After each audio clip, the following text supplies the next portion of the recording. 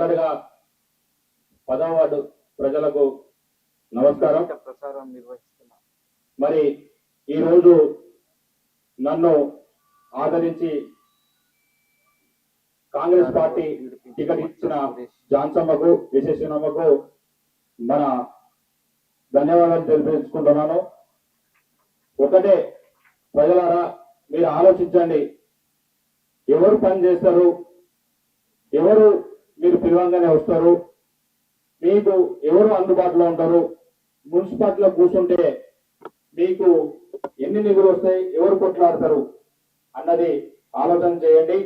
ఇంకొకటి, మరి పైన కాంగ్రెస్ పార్టీ ఉన్నది, మరి ఎమ్మెల్యే గారు కాంగ్రెస్ పార్టీ ఉన్నది, మన వార్డులో కూడా కాంగ్రెస్ పార్టీ గెలిస్తే నాకు ఎలాంటి పదవి లేనప్పుడే నేను మీకోసం కొట్లాడి మన వార్డుకు నిరుపేదల కోసం 10 ఇళ్ళు తీసుకొచ్చిన, అందరికీ నిరుపేదలకే పంచడం జరిగింది.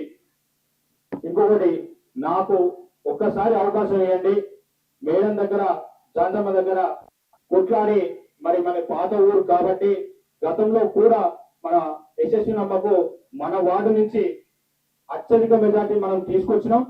మరి అదే విధంగా నన్ను కూడా గెలిపిస్తే మీకు నేను హామీ ఇస్తున్నా, అన్ని వార్డుల కంటే మన వార్డుకు అమ్మ దగ్గర కొట్లాడి నేను ఎక్కువ ఇండ్లు తీసుకొస్తా. డబుల్ బెడ్రూమ్ అయితేంది, ఇందిరమ్మ ఇండ్లు అయితేంది, మీకోసం కొట్లాడి మీకోసం చేస్తానని చెప్పి మాట ఇస్తున్నాను. మరియు మన వార్డుల అభివృద్ధి కోసం కూడా కొట్లాడతాను. మరి మొన్న మేడం గారు రేవంత్ రెడ్డి గారి దగ్గర నుంచి 9,50,00,000 మన మున్సిపాలిటీకి తీసుకొచ్చింది. అందులో భాగంగా మన 10వ వార్డుకు ప్రతి ఒక్క సందులో డ్రైనేజీ మరియు సీసీ రోడ్డు ఖచ్చితంగా చేస్తాను. అదే ఫండ్స్ తోని ఇంకా ఫండ్స్ నేనున్న 5 ఏళ్ల కాలంలో మీకోసమే కొట్లాడతా, మీకోసమే పనిచేస్తా. మరి తాగునీటి సమస్య కూడా ఎక్కడ ఉన్నా కూడా నేను నాకు చెప్పండి, నేను సాల్వ్ చేస్తాను. మళ్ళా గతంలో కూడా మా అమ్మగారు పోరాడింది, మీకోసం పోరాడింది, మీ అందరికీ తెలుసు. మా అమ్మ కోసం నన్ను ఒక్కసారి మీరు అధిగమించడం గెలిపారని చెప్పి నా యొక్క ప్రార్థన.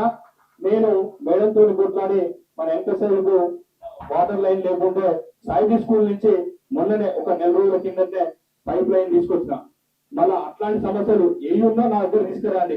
మనకు వచ్చే 5 ఏళ్ల కాలంలో ఎలాంటి నీటి సమస్య కానీ అభివృద్ధి పరంగా కానీ తోడు ఉంటానని చెప్పి నేను మనసారాగా కోరుకుంటున్నాను. జై కాంగ్రెస్.